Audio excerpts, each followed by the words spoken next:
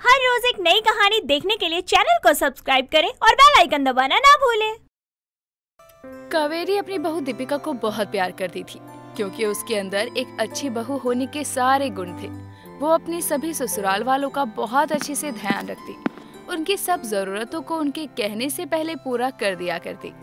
ऐसे ही रोज सुबह के 3 बजे नेहा अपने हाथों में किताब लिए अपने कमरे में घूम घूम कर पढ़ रही थी। तभी उसकी नजर अपनी भाभी दीपिका पर जाती है, जो कि नहा धोकर रसोई में जा रही थी, जिसे देखकर वो दंग रह जाती है और उनके पास जाकर कहती है, भाभी आप इतनी जल्दी क्यों उठ गई? थोड़ी देर और सो लेती, अभी तो सिर्फ 3 ही बज रहे हैं। ननद जी, आप तो जानती हैं ना कि मुझे जल्दी उठकर नहाने की आदत है। मेरी आँख खुल गई तो मैं नहा धोकर सीधे रसोई में आ गई। मैंने टाइम नहीं देखा कि अभी 3 ही बज रहे हैं। कोई बात नहीं भाभी, एक काम करिए, आप जाकर कमरे में आराम करिए। 6 बजे रसोई में आ जाना। नहा धो तो लिया ही है आपने। नहीं ननद जी, नहा धोकर दोबारा बिस्तर में जाएंगे तो आलस आ ही जाएगा, और वैसे भी मुझे जल्दी उठकर नहाने की आदत है, तो मुझे अब नींद भी नहीं आएगी। तो क्यों ना तब तक मैं रसोई का काम ही कर लूं। भाभी हमारी इतनी बड़ी फैमिली नहीं है जो आपको सबके लिए नाश्ता बनाने में ज्यादा समय लगेगा, और वैसे भी जब तक सब लोग नाश्ता करने आएंगे आपका बनाया हुआ सारा नाश्ता ठंडा हो जाएगा। और आप तो जानती है ना कि ठंड में ठंडा नाश्ता बिल्कुल भी अच्छा नहीं लगता। हाँ, ये बात तो आप सही कह रही हैं, लेकिन आप मुझे पहले ये बताइए कि आप तो कभी इतनी जल्दी नहीं उठती हैं, तो फिर आज कैसे उठ गई? भाभी उठती तो मैं जब मैं सोई होती। मैं रात से ही जग रही हूँ, मेरे एग्जाम चल रहे हैं ना, इसलिए। वैसे ननद जी, एक बात बोलूं, आप जैसे ही स्टूडेंट होते हैं जो पूरे साल तो पढ़ाई नहीं करते और पेपर के एक दिन पहले इतना पढ़ लेंगे कि दिमाग में कुछ नहीं आएगा, और उसके बाद बोलेंगे कि पेपर अच्छा नहीं आया था। भाभी आप मेरा मजाक मत उड़ाइए, जाकर आराम करिए अपने कमरे में और मुझे पढ़ने दीजिए। और अगर आपको आराम नहीं करना तो प्लीज मेरे लिए कॉफी ही बना दीजिए, मेरी आंखें बंद हो रही हैं। हाँ, ये सही रहेगा। पहले मैं पूजा कर लेती हूँ, उसके बाद आपके लिए कॉफी बना दूंगी। ठीक है, जैसा आपको ठीक लगे। वैसे भी आप किसी की सुनने वाली तो है नहीं। नेहा इतना कहकर अपने कमरे में चली जाती है, जिसके बाद दीपिका मंदिर में जाकर पूजा करती है और थोड़ी देर बाद रसोई में जाकर अपनी ननद के लिए कॉफी बनाकर उसके कमरे में लेकर आती है और उसे देते हुए कहती है, लीजिए ननद जी, आपकी कॉफी ज्यादा, चीनी कम। ठीक कहा ना मैंने? हाँ भाभी, आपने बिल्कुल सही बोला। इसमें आप वैसे भी कोई गलती नहीं कर सकती। कुछ समय में ही आप हमें और हमारी पसंद को इतने अच्छे से समझ गई जितना हम खुद नहीं जानते होंगे। पता नहीं कैसे आप सबकी पसंद याद रखती हैं। जिस दिन आप भी शादी करके अपने ससुराल जाएंगी, उस दिन आपको भी अपने सभी घर वालों की पसंद नापसंद याद हो जाएगी। आप धन्य हैं भाभी। अब प्लीज आप जाइए और मुझे पढ़ने दीजिए, वरना अगर पेपर में कुछ नहीं आया तो ससुराल वाले बताने नहीं आएंगे। अपनी ननद की बात सुनकर दीपिका हंसते हुए कमरे में चली जाती है और अपनी रसोई के कामों में लग जाती है। ऐसे ही समय बीतता है। समय के साथ दीपिका की जल्दी उठकर नहाने वाली आदत से उसके घर वाले परेशान होने लगे थे। उसे ज्यादा जल्दी उठकर नहाने से मना करते थे, लेकिन दीपिका पर उनकी बातों का कोई असर नहीं होता था। वो अपनी आदत से मजबूर थी और आदत के अनुसार ही चलती। ऐसे ही थोड़ा समय और बीतता है।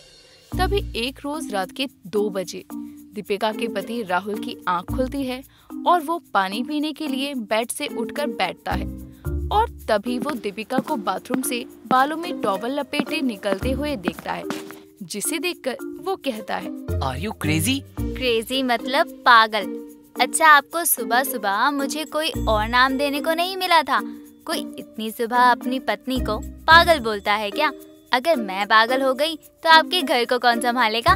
बस करो यार, तुम रात के 2 बजे क्यों बहस कर रही हो मुझसे? मैं तुम्हें पागल इसलिए बोल रहा हूँ क्योंकि तुम पागल वाली हरकतें कर रही हो। इतनी जल्दी उठकर नहाने का क्या शौक लग रहा है कि रात में ही 2 बजे उठकर नहाने लगी तुम, वो भी इतनी ठंड में? हाँ तो क्या हो गया, मेरी आँख खुल गई तो मैं नहा ली, क्योंकि मुझे जल्दी उठकर नहाने की आदत है। आप लोगों की तरह नहीं जो दिन में एक ही बार नहाते हैं। हाँ तो ठीक है ना, ठंड हो रही है, मुझे तुम्हारी तरह मरने की आदत नहीं है। और वैसे तुम्हें बता दूं मैडम कि अभी सिर्फ रात के 2 बज रहे हैं, इतनी जल्दी उठकर नहाने का भी तुम्हारा क्या फायदा हुआ?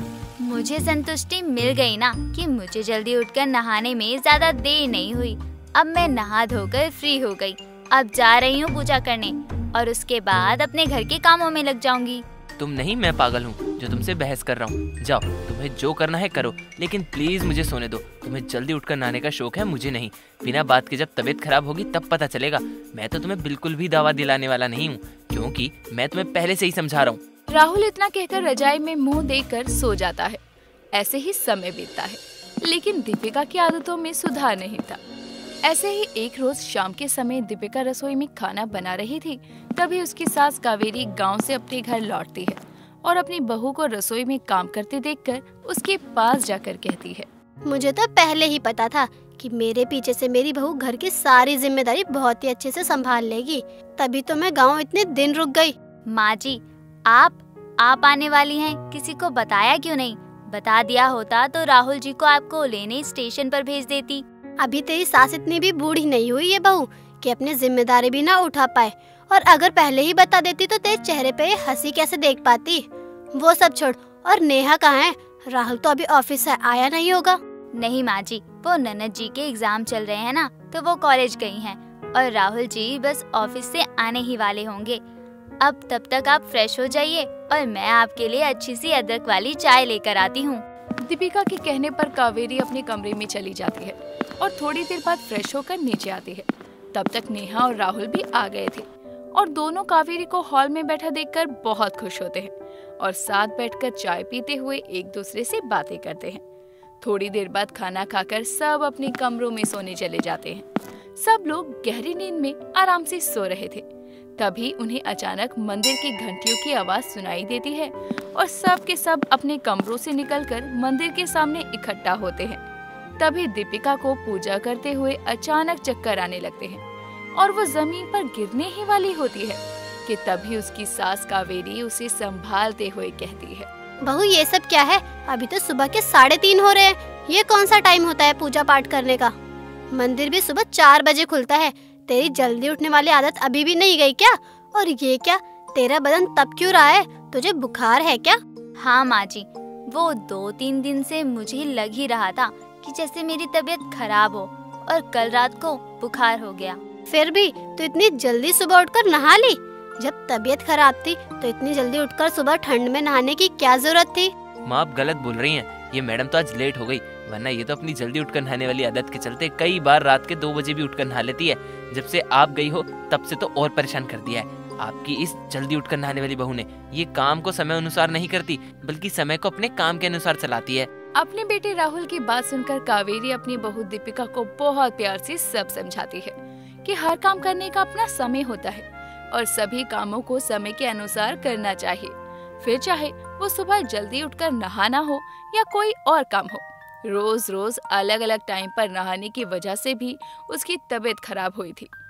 अपनी सास की सारी बातें सुनकर दीपिका को अपनी गलती समझ आती है, जिसके बाद वो अपने पति से उसकी बात ना मानने के लिए उससे माफी मांगती है। साथ ही अपनी जल्दी उठकर नहाने वाली आदत को बदलने का भी वादा करती है और सही समय पर उठकर नहाना शुरू करती है। वरुण ने रेशमा को खूब समझाया, मगर ये तो भैंस के आगे बीन बजाने जैसा था। वो वरुण की बात को नजरअंदाज करते हुए रोजाना जंक फूड खाने लगी थी। कुछ दिन और बीतते गए और एक बार फिर रेशमा के पेट में जोरदार दर्द हुआ और वो चिल्लाने लगी, हाय वरुण, वरुण, मेरे पेट में बहुत तेज दर्द हो रहा है। रेशमा 12वीं पास करने के बाद आगे की पढ़ाई करने दिल्ली आ जाती है और एक पीजी में रूम लेकर अपनी सहेली रश्मिका के साथ रहने लगती है। रेशमा एक देहाती लड़की थी और रश्मिका एक शहरी लड़की थी। रश्मिका को बाहर का खाना खाने का बहुत शौक था। वो अक्सर पिज्जा, बर्गर, फ्राइज जैसी चीजें खाती रहती थी। धीरे धीरे उसने रेशमा को भी इन सब चीजों का चस्का लगा दिया था। रेशमा भी अब बाहर का खाना ही खाती। घर के खाने से उसे जैसे नफरत होने लगी थी। एक दिन सुबह सुबह अचानक रेशमा के पेट में दर्द उठता है और रेशमा चीखने लगती है, रश्मिका, ओ रश्मिका, जरा इधर आओ। हाँ रेशमा, रुको, बस 5 मिनट में आई। रेशमा का दर्द और बढ़ जाता है और वो और भी तेज चिल्ला कर बोलती है, हाय माँ, रश्मिका जल्दी आओ, यहाँ दर्द के मारे मेरी जान निकले जा रही है और तुम पता नहीं कौन से कामों में लगी हो। रुको, मैं तुम्हारे लिए अभी नींबू पानी लेकर आती हूँ। शायद कल काफी मसालेदार खाना खाने की वजह से तुम्हारा पेट गड़बड़ हो गया है। तुम बस 1 मिनट रुको, मैं बस अभी आई। ऐसा कहकर रश्मिका जल्दी से उसके लिए नींबू पानी लेकर आती है और रेशमा उसे पी लेती है, मगर फिर भी उसे आराम नहीं होता और वो चिल्लाती है, रश्मिका मुझसे और बर्दाश्त नहीं हो रहा, हाय हाय मैं तो मर गई। रेशमा की चीखें सुनकर रश्मिका उसे फटाफट हॉस्पिटल लेकर जाती है और इमरजेंसी वार्ड में दाखिल करवाती है, जिसके बाद वो वेटिंग रूम में डॉक्टर के आने का इंतजार करती है और कुछ ही देर में डॉक्टर आते हैं और बोलते हैं, देखिए रश्मिका जी, आपकी सहेली रेशमा की तबीयत काफी सीरियस है। उनके स्मॉल इंटेस्टाइन के अंदर सेमी डाइजेस्टेड फूड अटक गया है और ये फाइबरलेस फूड काफी खतरनाक है। क्या आप बता सकती हैं कि उन्होंने कल रात को क्या खाया था? डॉक्टर साहब, कल हम एक पार्टी में गए थे जहां हमने काफी सारा जंक फूड और मसालेदार खाना खाया था। देखिए, प्रॉब्लम को अच्छे से आइडेंटिफाई करने के लिए हमें काफी सारे टेस्ट करने होंगे। आप डॉक्यूमेंट्स पर अपने सिग्नेचर कर दीजिए और ये कुछ दवाइयाँ हैं, ले आइए जल्दी से। रश्मिका जल्दी से सिग्नेचर करती है और दवाइयाँ ले आती है। कुछ देर बाद डॉक्टर फिर से आकर बोलते हैं, रेशमा जी अब खतरे से बाहर है, थोड़ी ही देर में उन्हें डिस्चार्ज कर दिया जाएगा। अब आपको उनका खास ख्याल रखना है, उन्हें बाहर के खाने से दूर रखना है, वरना उन्हें पाइल्स का भी खतरा हो सकता है। और दवाई टाइम पर देनी है और कोर्स खत्म होने के बाद एक बार चेकअप जरूर करवाना।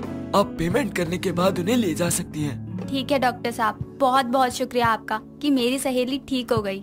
रश्मिका पैसे जमा करवा के रेशमा को पीजी ले आती है और उसे बाहर का खाना ना खाने की नसीहत देती है, मगर उसे खुद बाहर के खाने की लत थी, इसीलिए उसने एक पिज्जा ऑर्डर किया और खाने लगी। वो अक्सर रेशमा को बाहर का ना खाने की कहती और खुद ही बाहर का खाने लगती। ऐसे ही कई दिन तक चलता रहता है। रेशमा भी अब वापस बाहर का खाने लगी थी। दिन बीतते गए और अब उन दोनों की पढ़ाई भी पूरी हो जाती है। दोनों अपने अपने घर आ जाती हैं। रेशमा के घर में उसके रिश्ते की बात चलने लगी थी और उसकी शादी वरुण नाम के एक नौजवान से हो जाती है। वरुण एक काफी मेहनती लड़का था, इसीलिए अक्सर उसे ऑफिस की पार्टीज में इनवाइट किया जाता था। वरुण और रेशमा साथ साथ पार्टी में जाते थे और रेशमा काफी सारा जंक फूड खा लेती थी। एक दिन वरुण उसे टोक कर बोलता है, यार ये बाहर का ऑयली खाना कितना हार्मफुल होता है बॉडी के लिए, पता है कुछ तुम्हें? आप है ना मुझे बताने के लिए। देखो रेशमा, तुम्हें किडनी स्टोन हो जाएगा या फिर हार्ट इंजरीज भी हो सकती हैं। मैं तो सिर्फ फॉर्मेलिटी पूरी करने के लिए पार्टी में आता हूँ। वरुण ने रेशमा को खूब समझाया, मगर ये तो भैंस के आगे बीन बजाने जैसा था। वो वरुण की बातों को नजरअंदाज करते हुए रोजाना जंक फूड खाने लगी और कुछ दिन और बीतते गए और एक बार फिर से रेशमा के पेट में जोरदार दर्द हुआ और वो चिल्लाने लगी, वरुण वरुण मेरे पेट में बहुत तेज दर्द हो रहा है। 2 large size double chicken pizza order कर देता हूँ, बिल्कुल ठीक हो जाएगा। मैं मजाक नहीं कर रही, मेरे पेट में सच में बहुत दर्द हो रहा है। रेशमा, मैं भी मजाक नहीं कर रहा, शायद तुम्हें भूख लगी है इसीलिए मैं पिज्जा ऑर्डर कर रहा हूँ। वैसे भी तुम्हारा तो फेवरेट है ना। मुझे कुछ नहीं खाना। हाय माँ, मुझे जल्दी हॉस्पिटल ले चलो, मेरा दर्द बढ़ता जा रहा है। अच्छा बाबा ठीक है, मैं अभी एम्बुलेंस बुलाता हूँ। ऐसा कहकर वरुण जल्दी से एम्बुलेंस बुलाता है और रेशमा को हॉस्पिटल ले जाता है। कुछ देर बाद डॉक्टर वरुण के पास आकर कहते हैं, मिस्टर वरुण, मेरे पास 2 न्यूज है, एक गुड न्यूज और एक बैड न्यूज। आप कौन सी न्यूज सुनना चाहेंगे? डॉक्टर, दोनों ही न्यूज मेरी वाइफ से जुड़ी है, मैं दोनों ही सुनना चाहूँगा। पहले मैं आपको गुड न्यूज देती हूँ, आप कुछ ही महीनों में बाप बनने वाले हैं। और बैड न्यूज ये है कि आपकी वाइफ को पाइल्स हो चुका है और वो कंटिन्यूअसली बढ़ता ही जा रहा है। पाइल्स? और रेशमा को? ऐसा कैसे हो सकता है डॉक्टर? मिस्टर वरुण, आपकी वाइफ को काफी पहले से इंटेस्टाइन में इन्फेक्शन है और यह बढ़ चुका है और साथ ही प्रेगनेंसी कंसीव करने की वजह से उनके वेंस पर प्रेशर बढ़ा और ये पाइल्स में कन्वर्ट हो चुका है। डॉक्टर, ये प्रॉब्लम ठीक कैसे होगी? मिस्टर वरुण, ये प्रॉब्लम काफी ज्यादा बढ़ चुकी है बिकॉज प्रेगनेंसी में दवाई नहीं खानी चाहिए जो पाइल्स के ट्रीटमेंट में यूज होती है। ये मेडिसिन हार्मोनल बैलेंस को बिगाड़ सकती है जो कि आपके होने वाले बच्चे के लिए काफी खतरनाक साबित हो सकता है। प्लीज डॉक्टर, कोई तो रास्ता होगा। मिस्टर वरुण, आपकी वाइफ की पुरानी रिपोर्ट देखने के बाद ये पता चला है कि उनका दिल्ली में भी ट्रीटमेंट चल रहा था। डॉक्टर, इस बारे में मुझे कुछ नहीं पता। देखिए mister Varun, natural Ayurvedic medicine और एक्सरसाइज से उनका ट्रीटमेंट पॉसिबल है क्योंकि सर्जिकल मेथड हाईली रिस्की हो सकता है। आप उनका घर पर ही ध्यान रखें, घर पर बना हुआ खाना खिलाएं, फ्रूट्स खिलाएं, एक्सरसाइज करवाएं। सब कुछ ठीक चला तो 2 महीने में ही सारी प्रॉब्लम्स ठीक हो जाएगी। डॉक्टर के कहे अनुसार वरुण ने रेशमा को अच्छे से देखभाल करके ठीक कर दिया और रेशमा ने भी सारी चीजें फॉलो करी और ठीक हो गई और एक प्यारे से बच्चे को जन्म दिया। अब रेशमा बाहर का खाना हमेशा हमेशा के लिए भूल चुकी थी और अब वो लोगों को फास्ट फूड और जंक फूड से बचने की सलाह देती है। रेशमा सोशल मीडिया पर वीडियोस बनाकर लाखों करोड़ों लोगों को फास्ट फूड से होने वाले नुकसान के बारे में अवेयर कर रही है। सोशल मीडिया पर वीडियोस बनाने की वजह से उसे कई सारे हेल्थी और ब्यूटी शो से भी एंकरिंग के ऑफर आने लगे हैं। इतनी ज्यादा पॉपुलर होने के बाद उसके आर्टिकल अब न्यूज़पेपर में छपते हैं। इन सब चीजों के अलावा वो एक माँ होने का भी फर्ज अच्छे से निभा रही है। दोस्तों, अगर आपको ये कहानी पसंद आई तो इसे लाइक करें, शेयर करें और कमेंट करके बताएं कि कहानी में आपको सबसे अच्छा क्या लगा।